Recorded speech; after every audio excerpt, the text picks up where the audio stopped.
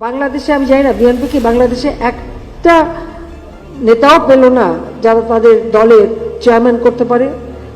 সাজাপ্রাপ্ত আসামি তারেকের বিরুদ্ধে এফবিআই এসে সাক্ষী দিয়ে গেছে।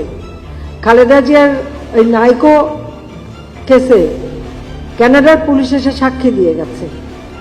তো যারা এরকম দুর্নীতিবাজ 21 আগস্ট গ্রেনেড হামলার মতো হামলা ঘটাতে পারে, তো তাদের নেতৃত্বে যে দল কোন বিশ্বাসে তার ইলেকশন আসবে?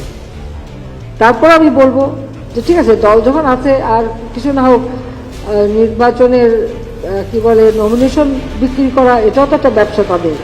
এর আগে সেই ব্যবসাই তারা করেছে, হয়তো সে ব্যবসা করতে পারে। সেজন্য নির্বাচনে আসুক, আমি সেই আহ্বান জানাই যে নির্বাচনে আসেন, কার কত দৌড় আমরা সেটা দেখি, জনগণ কাকে চায় সেটা আমরা যাচাই করে দেখি।